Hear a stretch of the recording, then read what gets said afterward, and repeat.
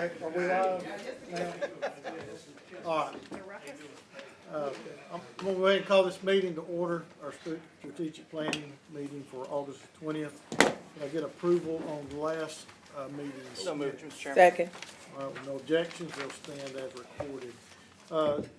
Two of the main items that we have on the agenda for this afternoon will be a CARTA presentation from Charles Frazier, and then a planned Chattanooga update by Mr. Dan Rorty. And we'll go ahead with the CARTA presentation first. So, Mr. Frazier, you want to join us, and do you have some people here that you'd like to introduce? I do. Thank you, Mr. Chair. Good afternoon, Madam Vice Chair, council members. Thank you very much. It's great to see everybody. Again, I'm Charles Frazier, and I am your Chief Executive Officer of the Chattanooga Area Regional Transportation Authority, fondly known as CARTA. So I'm happy to be here today, and I would like to introduce a couple folks, starting with our board chairman, Mr. Johan Denison. Good afternoon. Hey, Johan. How you doing? We have one of our board of directors, Ms. Leandria Sanderfer. Hello. She's also the vice chair of our advisory committee for the caravan services. So happy to have them here. I've got a couple of staff members I'd like to introduce. One other director over here, our secretary, R.C. Reeves, Director R.C. Reeves. We know R.C. I didn't see R.C. All right. If it pleases, I will jump in. Thank you very much for this opportunity to spend some time with you today. To keep us organized, I did put together a small agenda. I've also got handouts at your desk here, but wanted to start with sharing some good news for you, so I'm calling that Upward Mobility. I am going to share with you my 7-month assessment. So I've been here for 7 months. I can't believe, I don't know where the time goes, but a quick 2-page SWOT analysis. And then I want to talk about immediate next steps, things that are going on right now that are changing at CARTA that I want you to be aware of, things that are going to happen in this fiscal year that you need to be briefed on. And then I think collaborating for the future. This is the plan, right, where we need to go moving forward.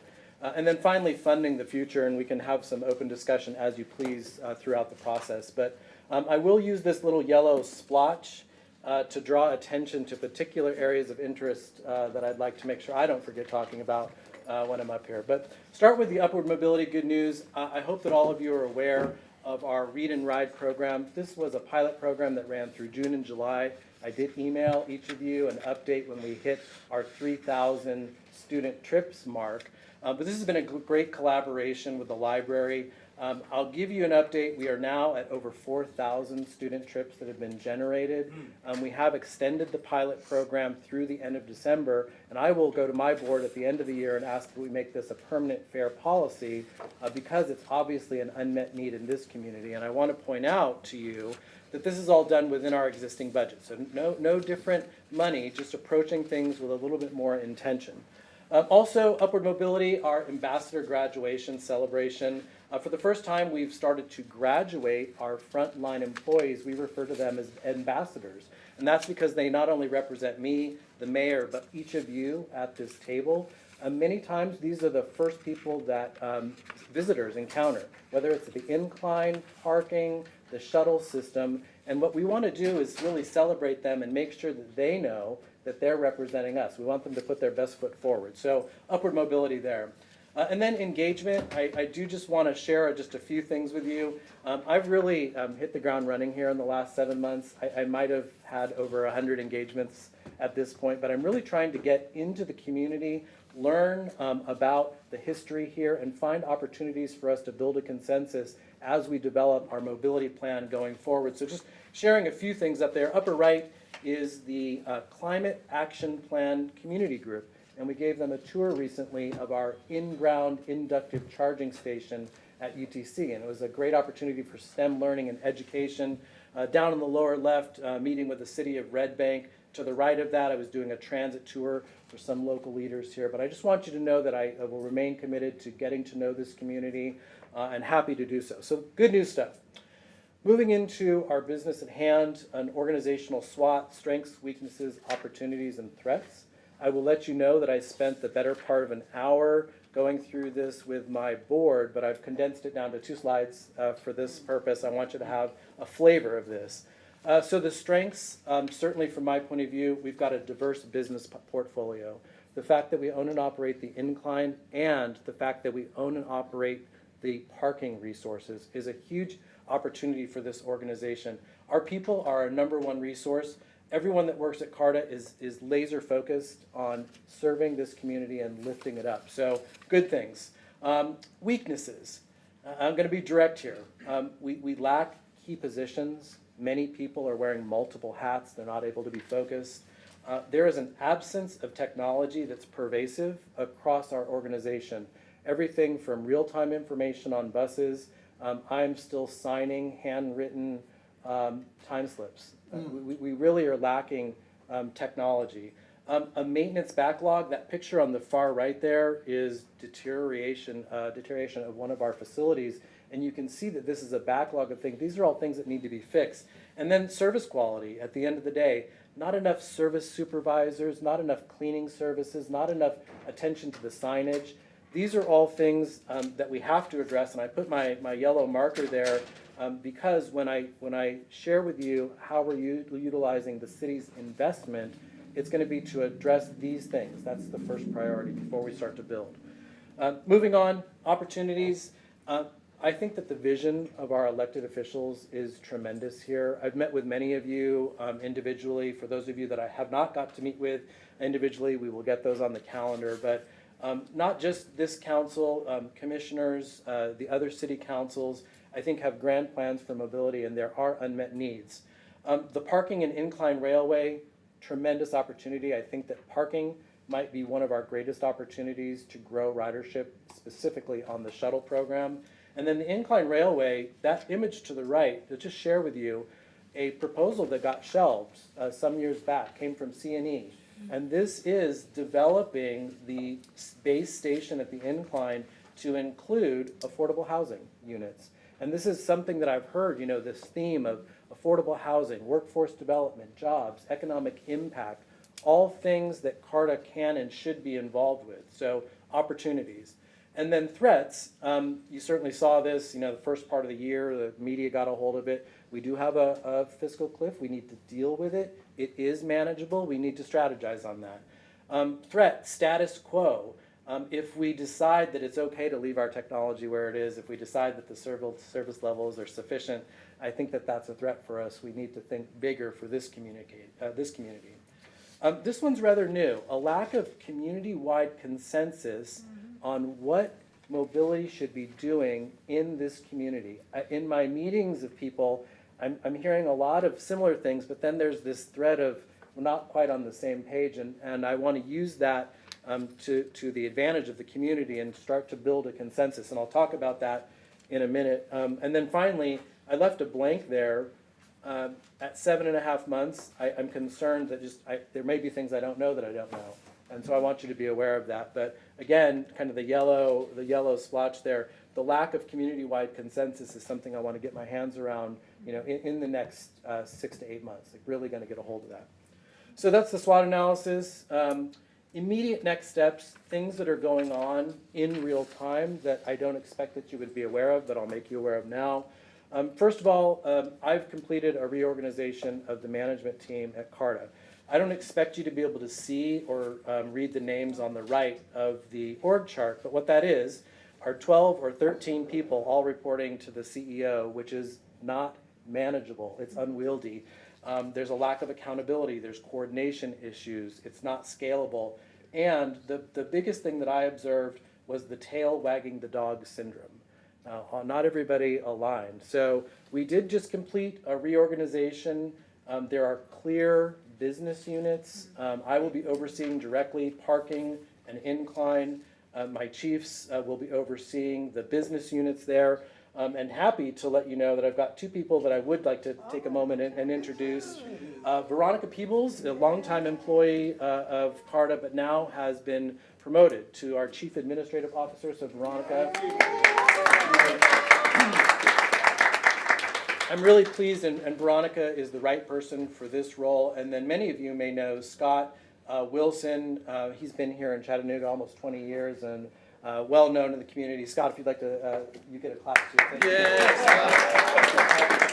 as my chief of staff, and so I think we're definitely headed in the right direction.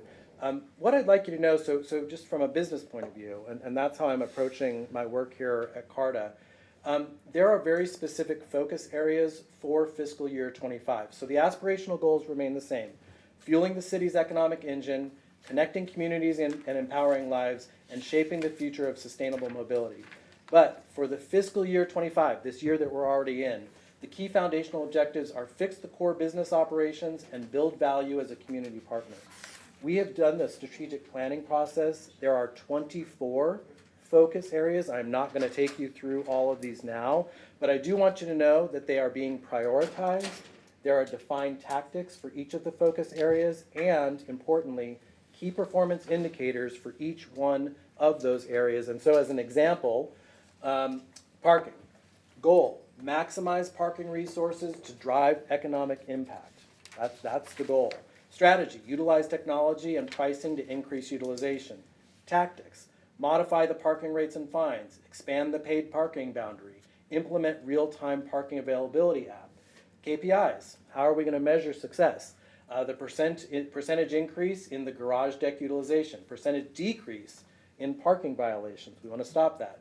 Percentage increase in shuttle ridership. So all very business focused, and I want to be held accountable at the end of the day when we start to measure these things and we have these business conversations at this level. A quick win coming up in parking. We will be taking to my board this week first hour free parking at Shuttle Park North and Shuttle Park South as a pilot. Why would we do such a thing? We really want to start to drive utilization, get people downtown, park, enjoy some time, jump on the shuttle, and get to the rest of the locations you'd like to. We want to go in this area.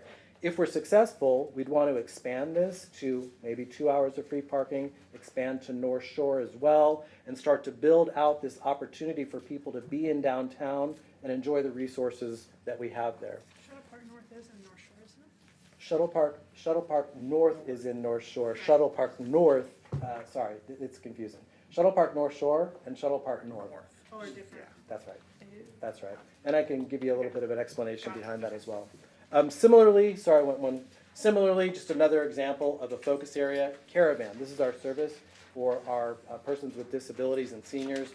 Goal: to ensure safe, compliant, efficient, and quality ADA paratransit service. Strategy: invest in technology, workforce development, and policies. Tactics: integrate GPS and dispatch systems to leverage real-time information. Educate and train staff on ADA paratransit rules. The KPIs: increase schedule adherence, increase rider satisfaction. And I go through this because I want you to know in all 24 areas, a very focused business approach, strategies, tactics, key performance indicators, okay? And so those things will come back to you in the next year as well, because we'll do an update in advance of the 26 budget. The city's fiscal year 25 investment. Number one, thank you. Thank you, council members, for continuing to invest in CARTA. I want you to know that with your additional investment, we are adding road supervisors, we're adding vehicle operators, even though it's a small amount, a customer service manager, a facilities manager, a human resources manager. Why? We are focusing on the weaknesses items that I pointed out to you at the first part of my presentation. Very focused where these investments are taking place. I do have a caveat for you. Not everything gets fixed in this first year. There's some things that are going to take longer than the first year to correct. There's the blank of things we don't know that we don't know. Some projects are on hold. You would want to know that we were awarded from the state a nearly $1 million grant to upgrade our fare technology system. We're going to put that on hold temporarily, not permanently, because to layer on that technology platform on top of our not quite stable technology base isn't wise. So we want to shore up the technology base first. We'll come back through and then do the fare technology upgrade. So I'm just sharing kind of these caveats with you, because where I don't want to be is in 2 years when I'm back here and presenting to you, Charles, why didn't you tell us about these challenges? And so even though we're not getting into every single gory detail about what needs to be fixed, I do want you to have a flavor of where we are in space and time. And then finally, Service expansion, so growing the service, that's a separate investment that we'll talk about, and I'm going to give you that plan moving forward. Important, I don't want to belinger this at all, but it's important for you to be aware that there are unmet needs, things that we didn't fund, that we said we needed in the budget, and that's okay, but I want you to see what these were. We needed 10 more operators, we needed 4 more technicians, more dispatchers. We have about $39 million of unfunded capital needs, replacement of vehicles and facilities. And what that means is there's a delayed public benefit in areas of service quality, facility and vehicle quality, innovative technologies. These things, it's okay that we're here, but I want you to be aware that we need to build on this, okay? Okay, we're doing good, I think, on time. I've got 2 more sections, not a ton of detail here, but let me start with this one. This is a picture that I shared with you when I first came to see you in February on the right-hand side. This is an image of a mobility ecosystem, and it's actually kind of growing in front of your eyes here. But what this is talking about are 3 things: the fixed route and microtransit system, the mobility and innovation hub network, and the parking and shuttle subsystem. So what we have on the right are the existing routes. What we are going to add on there are the mobility hubs strategically placed in the community. We're going to then add the connecting hubs, the connecting routes, high frequency that connect those. We'll then activate the microtransit zones and then layer on the micromobility services. There's a process that we need to follow. So what I want you to know is, this is very important, and I've already shared this with Councilmember Burrs. CARTA does not need another study to tell us what we need to do, okay? We don't need another study. Yeah, what we must do, because we've had Jarrett Walker, we've had Nelson Nygaard, we've had VIA, they've all come in and told us the same thing. But what we do need to do is integrate all of those studies into the comprehensive plan for Chattanooga and the comprehensive plan for Hamilton County so that they're all congruent. And so I've been working very closely with RPA, TPO, and as you are wrapping up your comprehensive plans, what will be done is an addendum that creates the mobility layer into those comprehensive plans so that everything goes together, okay? So this isn't a redo of studies, not a new study. It's taking all of the prior studies and integrating into the plans that you're working on. For the Mobility Hub and Innovation Network and the Parking and Shuttle subsystems, these 2 areas are where we really need consensus on. For the hubs, it's the consensus on the location and the scopes, because these could be anything from a shelter to a full-blown mobility hub with affordable housing and anything in between. And for the parking, we need a consensus on the goals of the shuttle system and the service network. And so, to meet that, I am focused on, and I've already met with all of these folks, I continue to meet and build relationships here on creating the consensus for where these services live. And so this is really something that as a community, we need to come together and make sure that the arrows, even if they're not perfectly aligned, that they're at least in the general same direction, so we can make some movement there. So, wrapping up, funding the future, how do we do all of these things? Number 1, grants. So you should know we've already submitted a grant application with the city and CARTA, FTA pilot program for transit-oriented development planning. This is looking out at Brainerd, possibility for transit-oriented development, BRT. FTA, enhancing mobility and innovation. This is a new grant application that we are putting in. It would help us develop a mobility application to crowdsource real-time unmet needs for transportation. And we're working on this with the Young American Leadership Program, YALP, as part of our class project. Important that you're aware of the Tennessee Improved Transit Investment Grant Funds. There is generally $30 to $40 million available. This is competitive grant funding that we need to be competing for. Similarly, the FTA low and no business, bus and bus facilities grants. These are huge grant opportunities, and what's important, if I could take a moment here, we need to get a consensus on what we're going to ask for as a community now in advance of putting in the application, because every time one of us, or Ellis, or my team is at the state capitol or in DC, we really want them to take our handout to demonstrate. So if we all have the same handout and we're letting them know why we're asking for the $20 million to replace all of our diesel buses, that they hear from many of us over the next several months. We really start to need to build that consensus. That's right. Regional expansion. I'm ready for you to ask me. Charles, you're asking the city for this money. Who else are you asking for, the money? So I want you to know that Hamilton County, I'll share that meeting with you. Small Cities Coalition, I've already met with the city of Red Bank, Collegedale. We will be having conversations about investing in transit. You may not be aware that Red Bank, for the first time, has invested in their budget this year, putting towards the services that they're getting from Caravan. That's the first for them in a long time. But we'll continue to work with the Small Cities Coalition. Hamilton County, you'll recall they did pull their funding from us earlier this year. Mayor Wamp and I have had very positive discussions. They're looking for a reset. They want to be intentional about where their investment goes. And so they've already signaled that with the right pilot projects, something to support kids in after-school programs, something like that, they would be willing to come to the table. So this is not just a Chattanooga project, it's really a regional project, and I'll continue to carry that torch. What you can expect for the fiscal year 26, that budget request, when it comes to you, I will bring to you an updated focus areas, what we plan to do next year. Our budget request will reflect any outstanding of the core business issue needs, the ones I explained today, anything we didn't wrap up, the ARPA shortfall that we anticipate having, a small expansion, but in particular, the capital match that we would require for years 27 and 28, should we decide to grow. We would need to purchase vehicles and plan for that next year for an expansion the year after. So want to be very kind of methodical as we're laying this out, make sure you're well informed.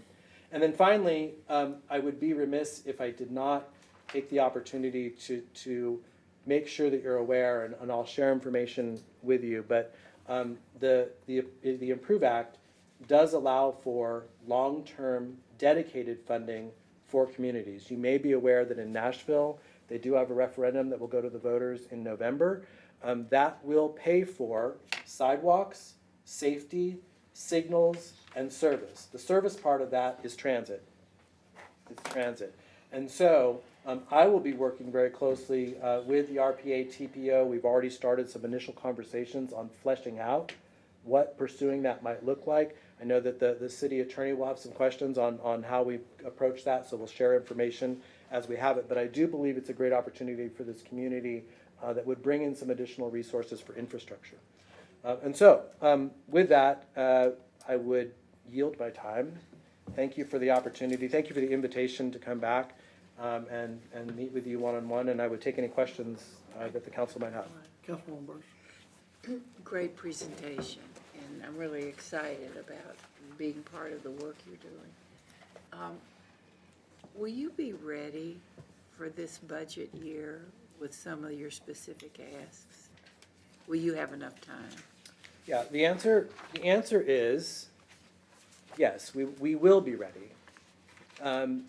Ideally, so for the 24 focus areas that I shared with you, ideally, those would have been presented to my board in January of this year, and they would have fed the budget request. So we're just in a space and time playing catch up. We will quickly execute over the next 6 months, come up with our draft budget internally by December. I was gonna say, we start work in November. That's right. And so we need to be working with real figures that really relate. I mean, great presentation, but really relate to, we said we needed 5 electric buses. Here it is, or That's right. whatever it is. That would be very helpful. Yeah, I will be very specific because I don't want to just throw up a guesstimate. And what I'd like to be able to provide with it is what we anticipate in future years as well, so for the purpose of planning. And one last question, Yes, if I may. Capital match. Yes. Capital match to match grants you're asking for? That's right. Federal and state? Okay. That's correct.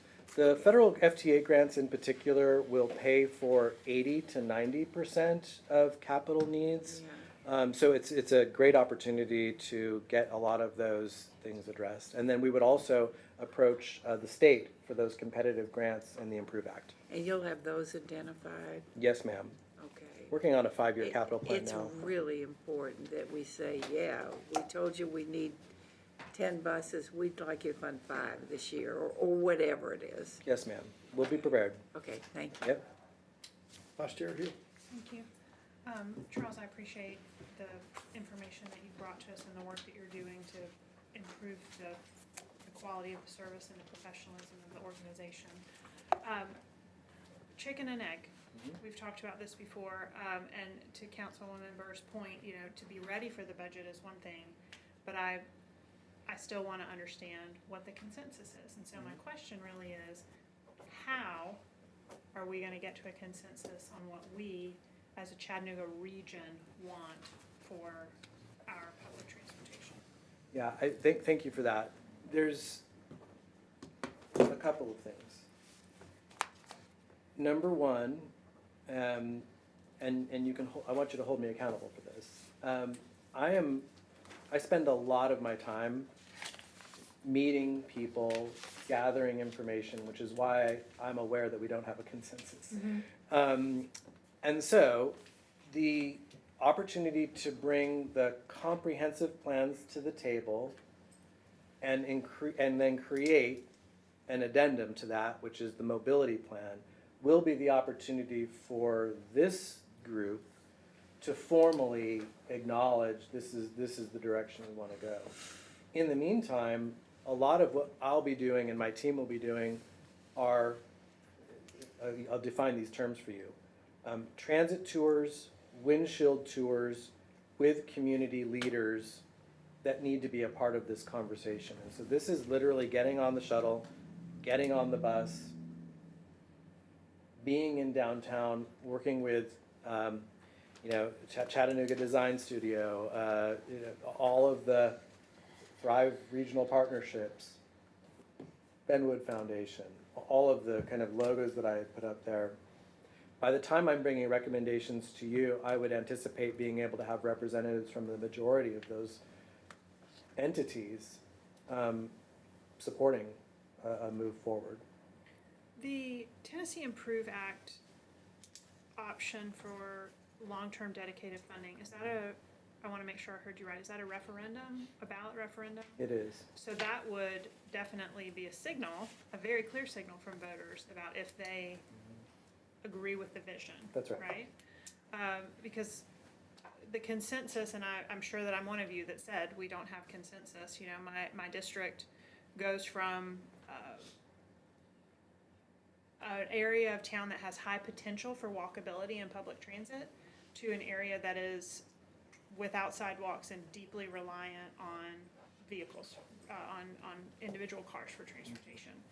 And so I'd be fascinated to, understand what even north of that in District 3 and in parts of District 1, folks that are even more suburban, what value they feel that they could find in regional transportation. Because the more that we expand that conversation beyond the urban overlay, the more variety of feedback we're going to get. But I know that every time I have the opportunity to be in a city where we have great transportation, I come back and I think this is how I've got a dream for a bus route that could just move a lot of people from a deeper portion of my neighborhood into areas where we have jobs. So this consensus, I agree wholeheartedly. We've got to sort that out because when we start making asks for money from us or from grantors, everybody's going to be asking that same question. So I guess let us know how we can help you in that process of getting to consensus and getting something people are excited about.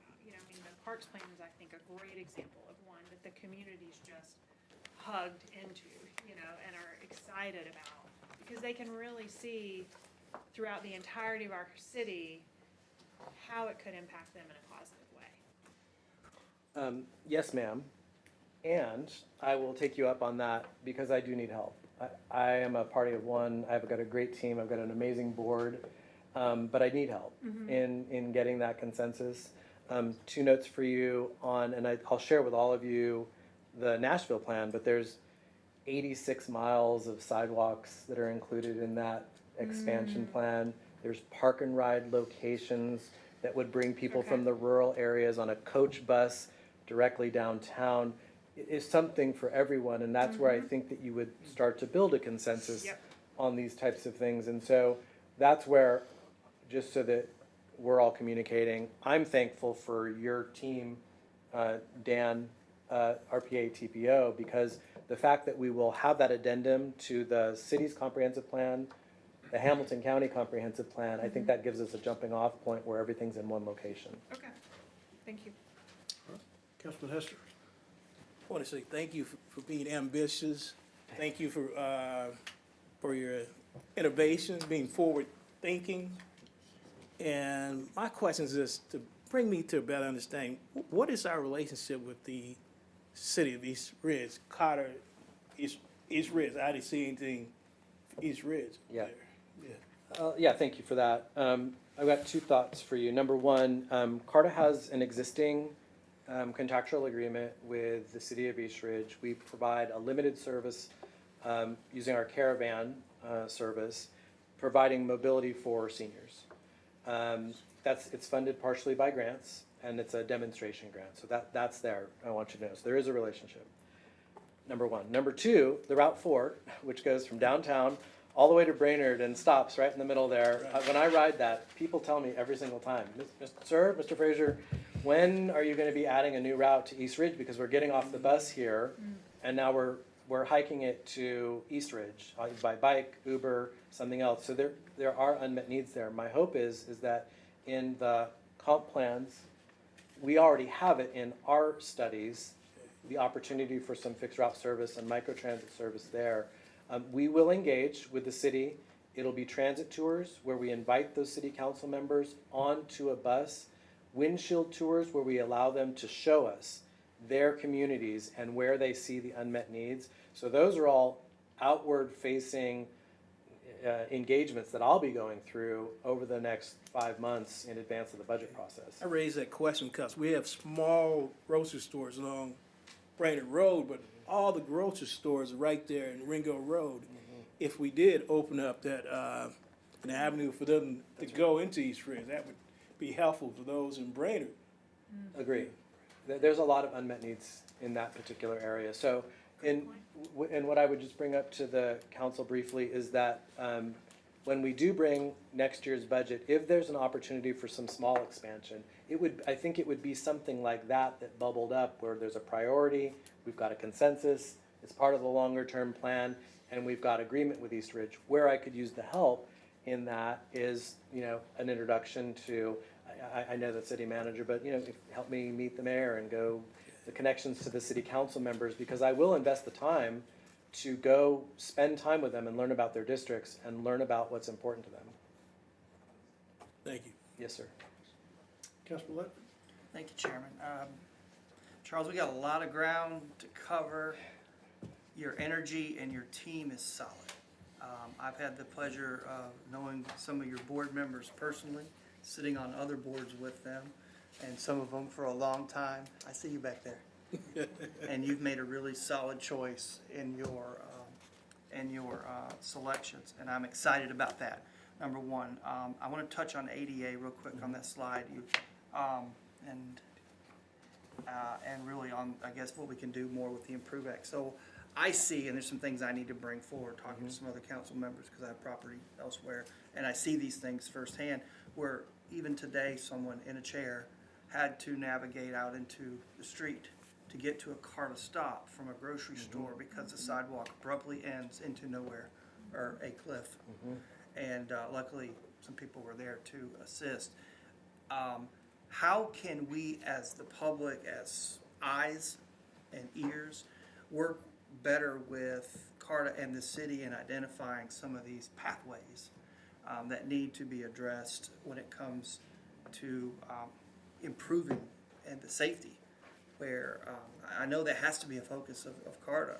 And I'm seeing it around paying more attention. I want to say that because thank you for what you're doing, because you're bringing CARTA to us and putting it more on our minds.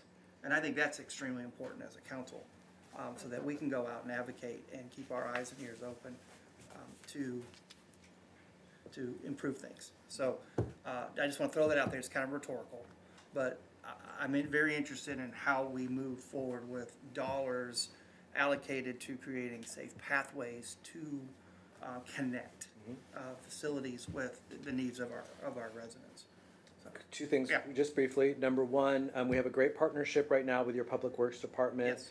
We do pass through FTA 5310 money for the purpose of infrastructure improvements, and what we can do is make sure that we're prioritizing those areas because they've been widely inventoried, and make sure that you are well aware of where those things are taking place. There are a lot of unmet needs, frankly, and it happens all the time. Sure. But this is where I would want to, in a partnership, be very strategic, and when we're putting together a grant application, that we've got that consensus, that we want to fund sidewalks, we want to fund the replacement of the diesel bus, whatever it is. And so when we're going up to the state, when we're going to DC, that we've all got that same messaging, so that it would be very helpful there. And then you had a question about the Improve Act as well? Yeah, how do we, as a council, as you know, we're in our district, so we're paying attention. I mean, I'm combing District 4 with my eyes. Probably need to be more on the road sometimes, but I'm looking around at things, and I'm making phone calls. Julie, I will wear her out. God bless her. And she responds too, by the way. That's the Chief of Staff's over your shoulder. I'm sure she knows that. But we're looking out and we're engaging, and I want to thank you for that. But how do we, and what can we do better? Because you know, as much as you're bringing to the table this willingness, I want to also say, what can we do to help you? To piggyback on what Vice Chair said. Thank you for that, and if I may, what I would ask is, if it pleases the council, I will work closely with the mayor's office and the RPA TPO to put together a white sheet for you. We can vet it through the city attorney's office and quickly, bullet point style, educate and inform the council on how this can be done. Happy to share with you exactly what they're doing in Nashville. It's going to be a very robust plan. It's a lot of infrastructure, sidewalks, pedestrian safety implementation, signals for traffic lights, and then the transit piece. So happy to, if you will, I will put together those plans. We'll work through the mayor's office, work for the city attorney, and get you all informed so that you have the same information that we do. Okay. When we meet, be thinking about Route 4 coming into East Brainerd. I know we have some work to do out there. Gotcha, sure. All right, I'll just leave it there. Yes, sir. Councilwoman Kumar? Between you and the library, I got to get you out there. Yes, sir. Thank you, Chair. Thank you, Fraser. Great report. Thank you for being so forward thinking, because like Councilwoman Hill, when I'm traveling, this is what it looks like in other cities, other states. The transportation is most definitely accessible. There's all kinds of ways to travel. But my question is about providing access to our parks. So there's a lot of communities that don't have access to Booker T. Washington State Park that we got millions of dollars to fix and we don't have access to. So we could provide transit. I know we have a bus to go on Highway 58, but it cuts off at a certain point. If it could just go over the hill and then make that left turn, and people can have transportation there to benefit from our natural resources. Not just that one, you know, you got Riverfront Park, you got the dam that people love to go to and swim on the weekends, and we just don't have, access to it. So for part of the area that I represent, transportation is cut off at 6 o'clock. So when you have people that work third shift, they still don't have transportation, or trying to get to an area to connect them to Route 4, like it's very limited. So I would like to see those things added. Yes, ma'am, and if I may, I would love to, meet with you and kind of learn about these things firsthand from you, but yes, we will do that, and I would like you to know that we did go through a mapping exercise with the Parks Department and layer on all of our service area, our routes, the microtransit services, and we've identified all the parks that people can get to. which means we also know the parks that they can't get to. So that information we have on file, and yes, I will follow up on that. Thank you. Yes, ma'am. Councilwoman Moore? Okay, thank you. Thank you so much. Appreciate that. And I did have a meeting with you, a very successful, informative meeting. So you know exactly what I'm looking for District 8. And I want you to have that at the top of the list Yes, because we have so often being dragged in the bottom of the list. So I want you to put us up at the top, put a crown on our head with that. Now, I did hear you say you had a graduating class. Yes, ma'am. Okay, so why did I not get an invite? Well, we were saving, I'm not sure why you did not get an invite. Yeah. But allow me to say this. We had our first inaugural ambassador graduation. I would be reaching out to, and this is another opportunity for partnership, future keynote speakers, all sitting at this table, to be a much bigger part of it. So apologies for that gaffe, for not getting you the formal invite. But really, council members, all of you, since you are our primary funding partner, I really want you to feel welcome to come to every one of our events. And if you don't mind the extra inbox or the extra phone call, I'll make it. We'll accept that. Yes, All ma'am. right, and just keep District 8 right up I there. got Send it to our Okay, clerk. gotcha. Thank you. Thank you. Councilwoman Dalton, do you have anything? You don't want to have, No, I didn't wanna step on Councilwoman Noel, but, you know, route, route, where we at? Alton Park, we route 1 or route 10 out there, you know, I'm Yes, just ma'am. saying, we need to stay at the top. I know everything is generally in District 7 with the incline, and we have some really good, transportation. Our transportation runs really good, except for East Lake. So I would say if you can scale that up a little bit, it's good.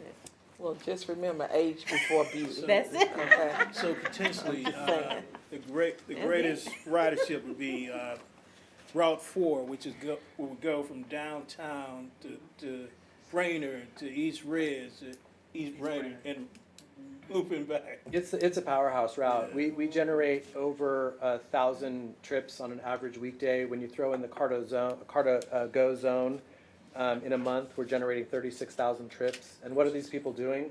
They're going to work. They're going to education opportunities. They're going to school, doctor's appointments. So it's all critically important, and I would ask for assistance on how to prioritize the requests from the various council members. I don't want Reverse to. number. I think we can we can go order Right. Reverse order number 9.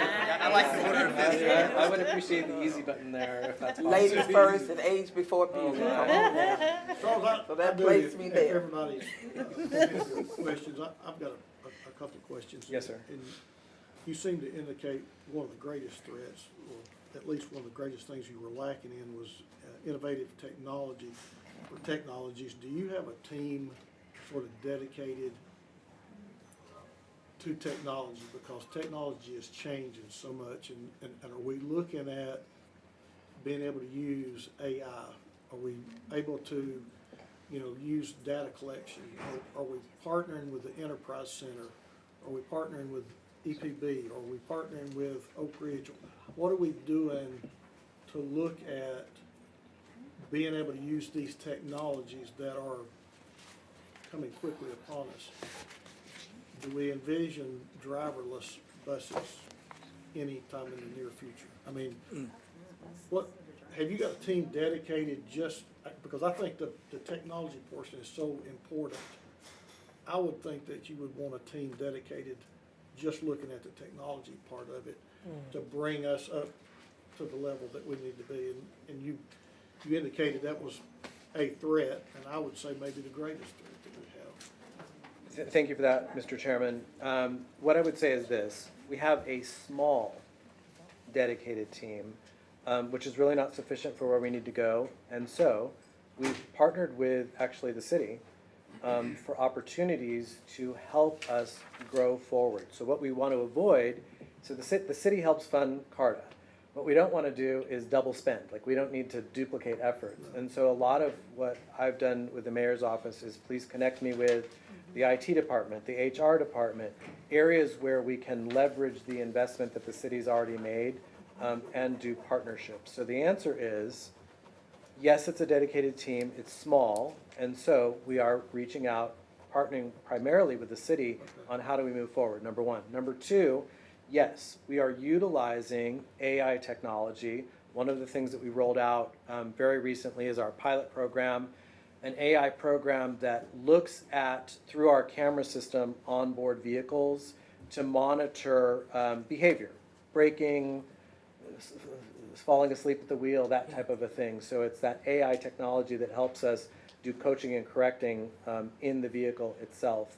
And then finally, autonomous vehicles, I think it's a natural, you may recall that from my last agency in Jacksonville, rolling out one of the largest autonomous vehicle networks in the United States. I'm familiar with the technology. UTC and their smart city investment that we've got here, the SMART grant that the city was just awarded.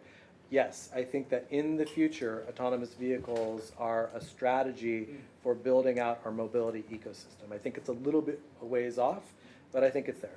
Okay. And so partnerships with Enterprise Center, EPB, I mean, are y'all there or looking there? Or? We will look there. Space and Time, we've put together, in my 7 months, we've put together the assessment, and we've identified the 24 focus areas. In the top 2-3 is IT, technology. It will be a small dedicated team. We will focus on the partnerships, not just with the city. I'll take some direction from you here in your suggestion for EPB. One of my board members is on EPB, Enterprise Center, and such. So you could count on us making those connections. So are we doing anything with data collection at this point? We are working with your, I think it's Office of Innovation for data collection. I want to make sure that I want to properly give you this information. We have some very good data. We also have some not reliable data. I'm going to give you an example. On the shuttles, downtown shuttles, we track that ridership manually. We're writing it down every time somebody gets on at this thing. So I say that because I want you to understand the space and time. And so when I'm talking about fixing the foundation, it's putting in the core systems. And some of this will take longer than a year, which is why I gave that caveat as well. But I appreciate what you're saying, which is lean on the partners that are here locally, EPB, Enterprise Center, and others, to be fully prepared for the technology changes that are coming. Okay, Mr. Chairman, may I make a comment? please. From Yeah. Peanut Gallery. I think there have been very valid and very interesting questions raised today. Many of them are interconnected. We speak about expanding service into new communities, into addressing some of the immediate operational issues. And I guess it's just fair to say that Carter has been and continues to be significantly resource constrained. And you have to really struggle to balance between fixing current operational issues, just to keep the business going, and investing in the future in terms of preparing for a future state where we want to expand the range and frequency of services, get into the communities, which means you need to attack your portfolio of vehicles that you're using, and that begins to touch on autonomous driving capability, all these things. And so I think what Mr. Fraser presented today was the sort of starting blocks of a long-term strategy which has many comprehensive layers. And some of those more comprehensive layers that, given time constraints, we haven't touched on today, are perhaps an opportunity for us to come back and talk about what the long-term future, sort of future state ideal world looks like, harnessing the capabilities of technology in coordination with public and private enterprises, so that we can leverage the full opportunity. And then to also attach the list of resources that are needed to enable it, so that we can decide what we can afford and what we can prioritize. And there might be some things that we say, these are fantastically nice to have, but we can't afford them. Well, I can tell you, and I think this board is interested enough.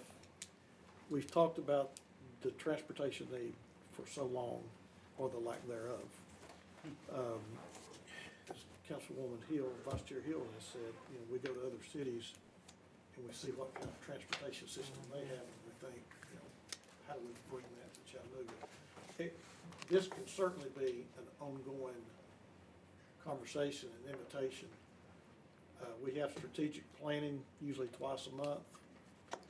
If you think you've made enough, progress maybe in 2 months, 3 months, that you'd like to come back, present some more, as Councilwoman Burrs mentioned, we'll start looking at budget real soon.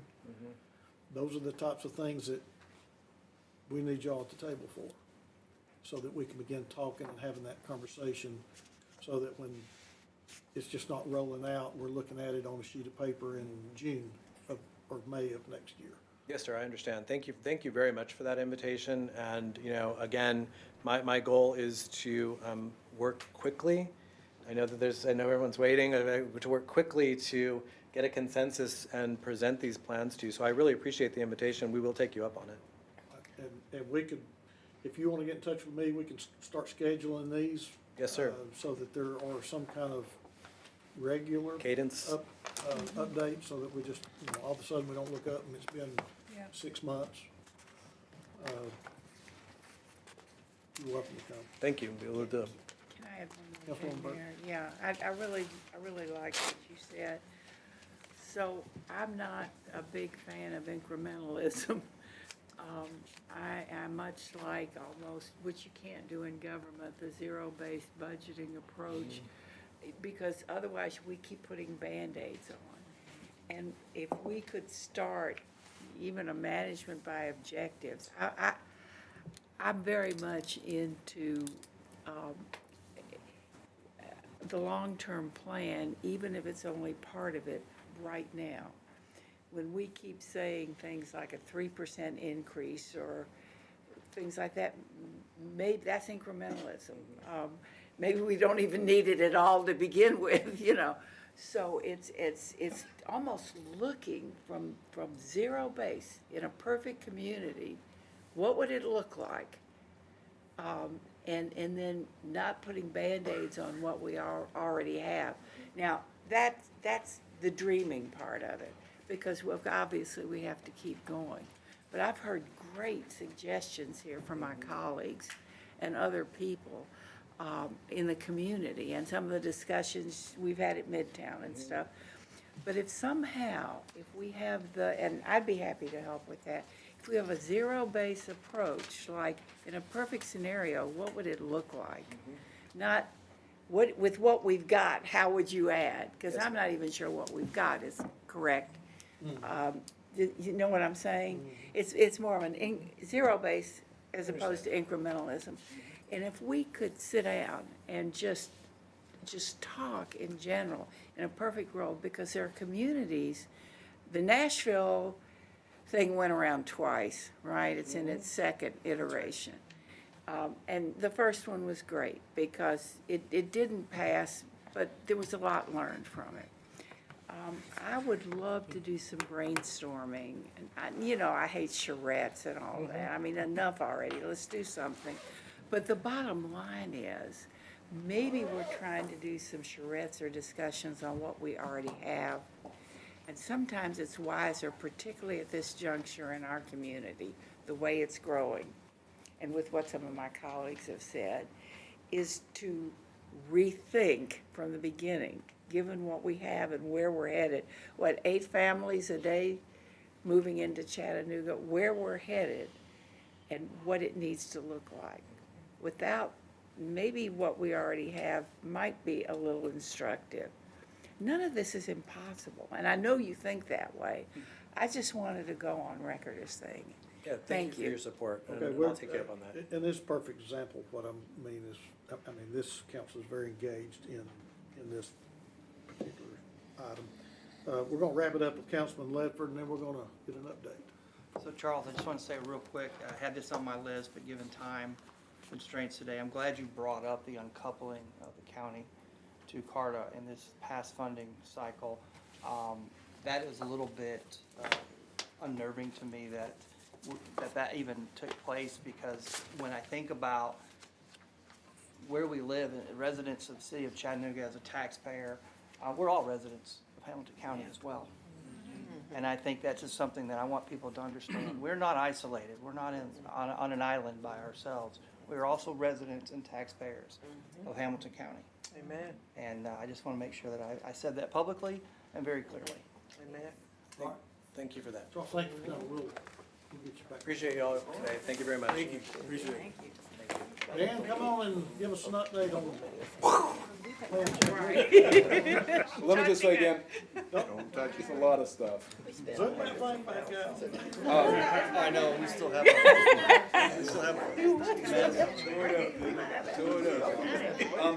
See, we help on this side. CARTA and the city and the RPA have been partners for a long time.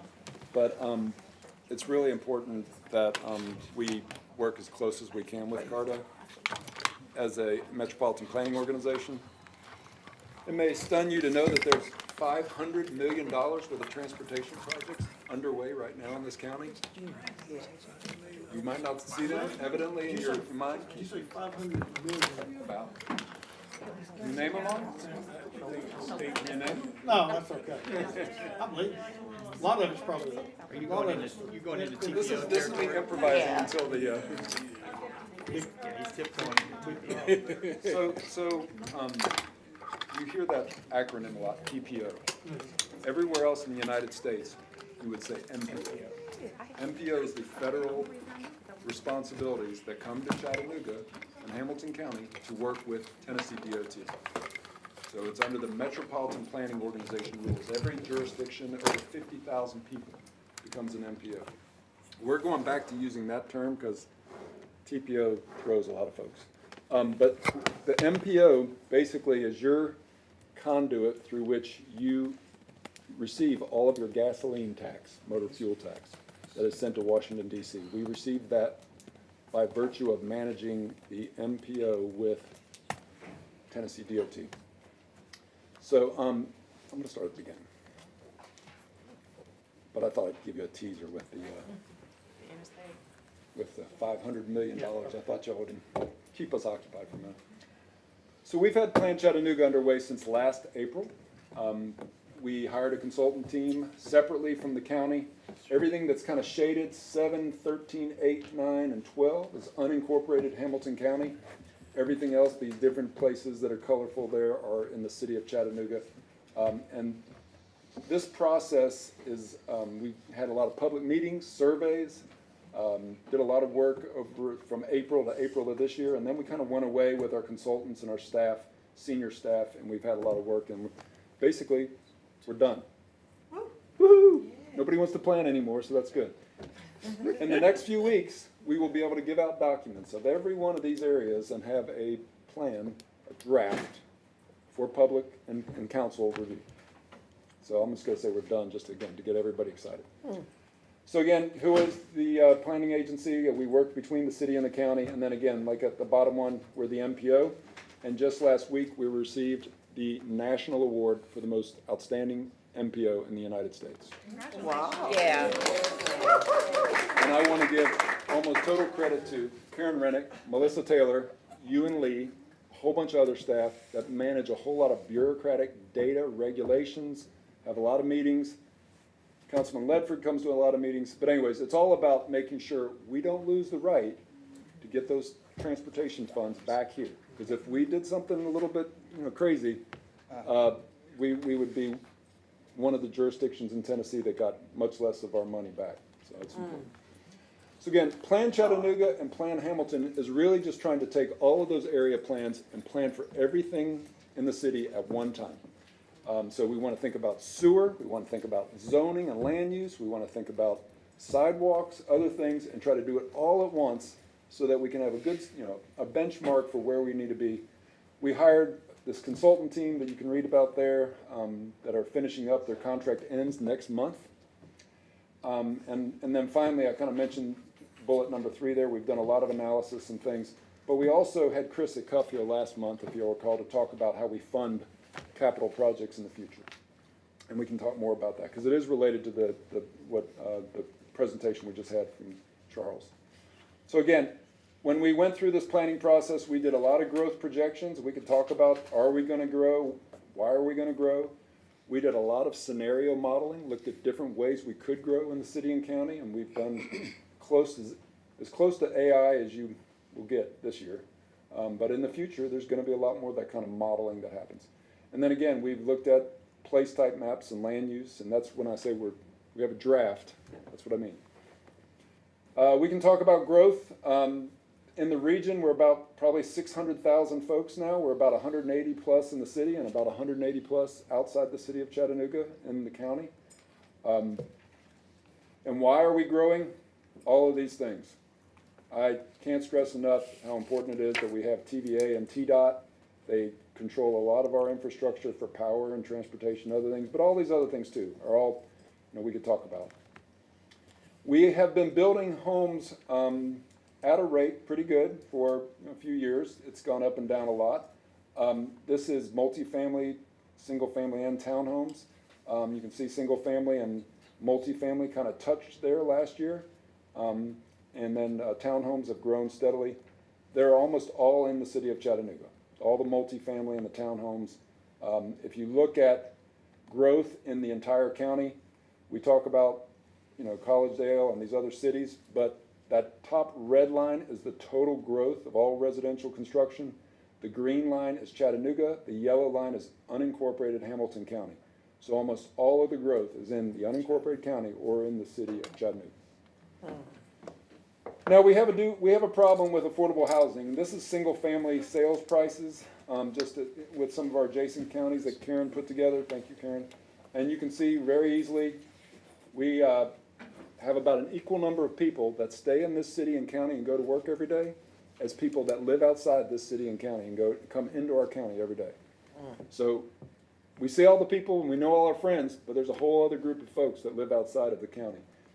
And when you look at this is last month's sales prices with the Chattanooga Realtors for June of 2024, you can start to get a good idea. It's expensive to buy a home. If you buy a townhome, it's a little bit cheaper if you do certain things, but again, I think my first home was $180,000 and it was a new home many, many years ago. That's not happening much in our county. So this is a big issue. One of the ways we get at this issue is we need more construction. And it's going to be difficult for Chattanooga because we don't have a lot of land. We're constrained on land in the city limits. Now, obviously, there's land outside, further out. But as you go further out, there's no sewer. So let's talk about growth real quick. Some of y'all seen these slides before. We have about 47,000 plus kids in our public schools. I expect they want to stay here, or at least some of them do. 10,000 kids in our other private K through 12 schools, and then about 25,000 in our colleges. So again, without anyone else moving here, there's going to be some natural increase in growth. That's just from families. We should expect that, and I think we all support that. But we also have migration. This has been going on for 50 years in the South. People have been coming to all the southern states in the Southeast because we're wonderful, and they're leaving other places. Mostly it was the Northeast, but now it's California and other places. This is over the last couple of years, but it really hasn't changed much. Migration has been coming to this part of the country for a long time.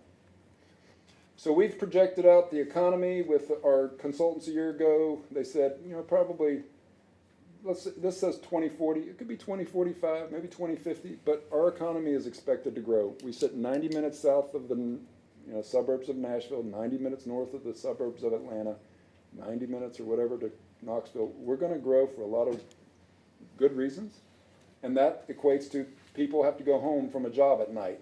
And so at some point we're going to have to add, and this is actually about on track with what we've done the last 20 years.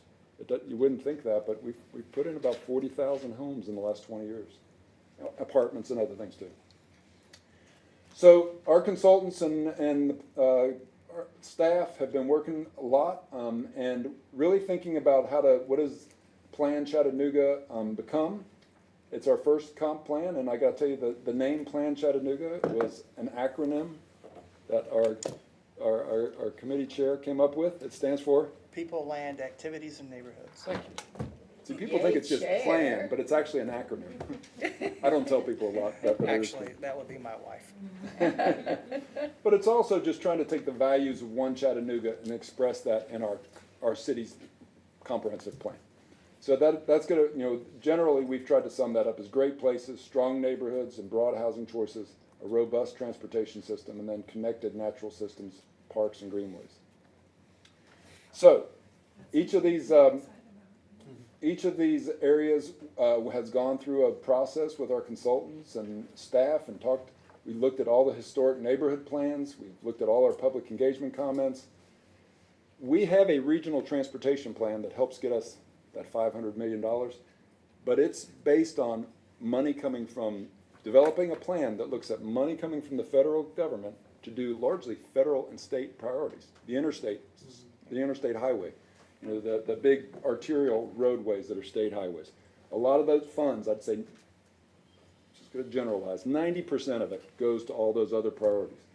So we have to think about the things that we care about as our communities, where we fund those in the future. So that's that transportation projects, thinking about all the things that we probably won't have federal money to do. Parks, greenways, land use, housing, and obviously accommodating our growth. I think we want to do that.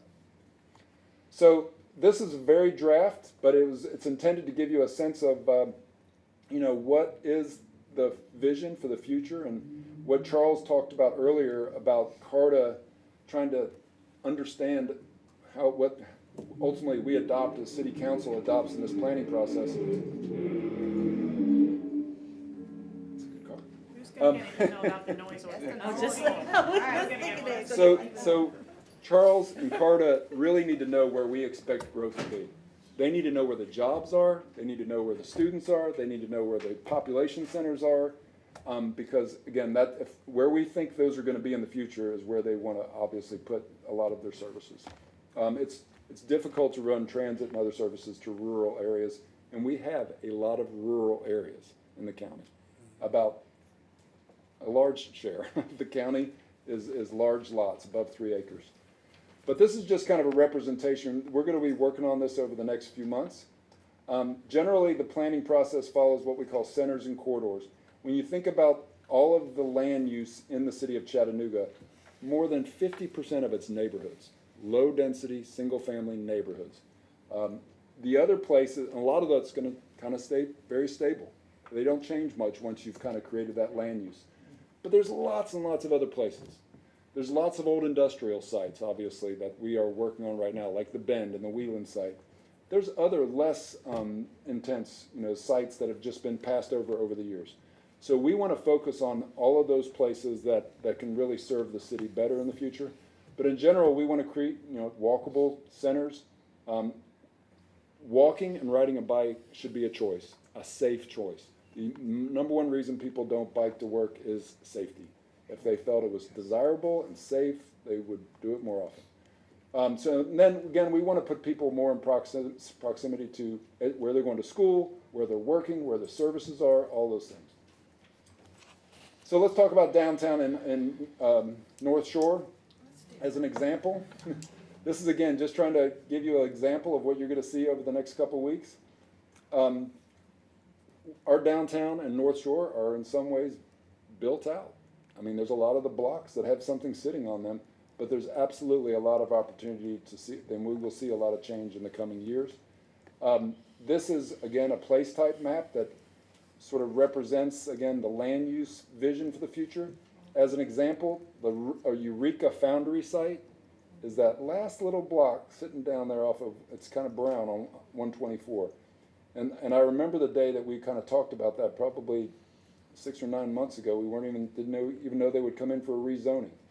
But trying to understand where we want density, and even like that 20-story type of density, is important. So again, there'll be other recommendations in each one of these area plans. These are just trying to give you something to sort of start to think about. Second one I just wanted to show you is the south side, East Lake, Rossville Boulevard, what we call the South Chattanooga Lookout Mountain. And these names are in play if anybody wants to rename one. I shouldn't say that, but I did rename Midtown because it was called Brainerd East Ridge. I was like, yeah, that just doesn't ring off. Yeah, That I just don't doesn't. think so, yeah. So we okay. renamed it Midtown. this is South Chattanooga and Lookout Mountain, but again, we don't really do that much planning for Lookout Mountain, so I'm not sure why we necessarily want to put it in the name. But here again, you kind of see that big red dot in the bottom right is Rossville, the city, and right at the, in the city of Chattanooga. The city limits go pretty far down Rossville Boulevard. So we want to think through that whole area of town. Huge opportunity. It's potentially a really can be a transit corridor and a lot of good housing opportunities in the future. We just need to nurture, as much as we can and give those property owners a reason to reinvest. So again, there'll be recommendations focused on that'll come out of these plans. I mentioned Chris Cuff in this report. Absolutely, as soon as council adopts this planning process, we're going to start spending a lot of time talking about how we pay for things. It is a big issue for us, not just for us. It's every city and county, in Tennessee has the same issue, which is why we are paying a lot of attention to Nashville, just because that little tool that they are going to use this fall could become something that's useful for us too. And now you get to talk about the $500 million worth of projects. Apison Pike is $105 million. I'd say it looks like it's about 75% done. Goes right by McKee Foods, and I'm sure they're very happy to get it. The bridge that. It's a huge piece of infrastructure. Massive structure. It really is. The interchange at Hamilton Place. It's Yes. an $88 million project underway. Yes. It looks huge when I just drive. Didn't even know it was broken. Oh, They're like cutting down hills. I never even knew they were broken. Yeah. I didn't know there was that much land over there. Yeah, yeah. The I-24 at I-75 at I-24 interchange, I just I haven't dug in to see how much this is. I think probably all told, it's probably about $200 million that's being spent in that whole corridor. It's, the second phase of the previous project. State Route 320 widening going out East Brainerd, it's about a $46 million project. The right-of-way is underway. It'll be widened to a 4-lane, I believe, all the way to the Publix. Eventually. Walnut Street Bridge, talked about a lot. It's a great project. It's going to have a lot of benefits. And then just obviously we get resurfacing funds, about $9 million. We get bridge funds. So there's a lot of. Is that yours? Oh, That's my God. yours. So I want to give just a lot of Only credit 18 again. years. Karen took a promotion in the last year to sort of step up to do lots of other things within the RPA. But for a long time, Karen managed a lot of our MPO responsibilities. Melissa Taylor does now, and Karen, I don't thank you enough for being a good partner in all we do. Chattanooga Riverwalk. And then, of course, we did receive some other EPA funds for the $20 million for the connector. Finally, if you want to know anything about subdivisions, plats, building permits, anything, we have a great dashboard that we track every bit of development in the city and the county, and it's very useful. That's my update, but I do want to just say we are at a point now where we can absolutely sit down, have public meetings. We are meeting with the neighborhood leadership group on this coming week, so that'll kind of kick off our public engagement on this round of review. And we're open to any other meetings. It could be chamber council meetings, neighborhood meetings, anything you like. We're happy to come out and talk about planning. And it's great that we finally have something to talk about. 'Cause I feel like we've been. Just real quick, Dan, we here at Planning Commission all the time, we're not against growth, but we want planned growth. I've heard it 1,000 times, through probably 2,000 zoning cases that have come across my tenure at Planning Commission and rolling over into the city. We hear it all the time. So what intentional actions are we taking to share this planned growth with the public? Because that is who will be showing up still, obviously to Planning Commission to voice concerns. But we've heard it. They've asked for it. And now that you're saying we are about to release it or present it to, what are we doing to share that outside of just going into, we have social media, we have the media. News 12 is right here. How do we start to? So we will roll out this plan? absolutely work through the neighborhood associations, which Perrin and our community development department helps us manage. We will absolutely go to every one of them. And that's useful, but there's areas of the city that don't have a neighborhood association. Correct. There's also just the challenges of everybody is getting information from different places. You're getting it from your phone, you're getting some people from the TV, whatever. So you have to sort of be everywhere, and that gets challenging. We have to use very intentional ways to get to some communities. You know, we've talked about partnering with La Paz or whoever. So I think, you know, we have to go to everything, you know, as much as we can within our budgets and things. But I'd also say, I like to just talk about getting to residents is one piece of it. There's 9,500 businesses in this county. Correct. And big businesses and smaller businesses, but I think it's just as important often to talk to those businesses, because, you know, a lot of this has to do with planning business districts and corridors and things. So I would just say, we're not in a hurry. I mean, the county comprehensive plan, they are trying to adopt it by the end of the year. It's a much more rural, kind of a suburban planning, so it's different. But I would say I'm not in a hurry to adopt it. This is on your pace. The council is interested as we go through and look at all the issues. I will tell you that I'm so thankful for your vote on the zoning ordinance a month or so ago, because a lot of folks would say, well, wouldn't you do the plan first and then come back and do the zoning ordinance? Because that's a very traditional planner answer. There's no reason we had to do that. We have an excellent, good start on a zoning ordinance. We're working on mapping that now. We're having follow-up meetings with a lot of architects and other folks who, they want to change other little things in the zoning ordinance. We're completely open to that. I think we should have a document that absolutely, we're always thinking about other approaches around the zoning ordinance and around construction and development. But I'm very glad that we have that done, so now we can focus on planning and building communities, and then we'll have the tools ready when we're done. We're gonna take one more question or comment from Councilwoman Coonrod, and then we need to wrap it up. Thank you, Jared. I'm glad you finally got around to 10 on that report. Right, it would have taken 20 years if we. There's 20 more years added on to the 20 years we had already been waiting, but I just want to piggyback on that for what he said is that how do we reach the community? Because a lot of what you just showed us, that was 8 budgets ago, and we're just now seeing it now. And for our community, they'll look at it and say, oh, now that this is something that's just now happening. It's like, no, it's been in the process way back years ago, and we're just now able to. Well, I would say one of the best ways we can get folks to come to a meeting is for y'all, each of the council folks, to consider having a meeting that you are the champion, you help us promote it. You pick the date, you pick the location, whatever you want to do, and you help us use your network of communication. We will be there. And we'll bring lots of maps, we'll bring lots of handouts, we'll do whatever, we'll bring our consultants, whoever. But if you can help us, if you want to have a meeting, we'll follow your lead, because that's one of the best ways. Because 8 years ago, I had less gray hair, so that makes a difference. Well, you know, one of the good things about doing this right now is we have a whole lot of communities in Chattanooga that are stable, wonderful, beautiful communities. And then we have other communities that need more investment, public investment, you know, private investment. I like to say they need love. This is going to help us know those places and which places need more different kinds of actions and things to happen. Thank you, Dan. Yes, sir. We'll see everybody at 3:30. Be there. Karen? I need to talk to you about this. Insurance thing is awful. Yes, sir. So y'all want to do anything more than $100? I am.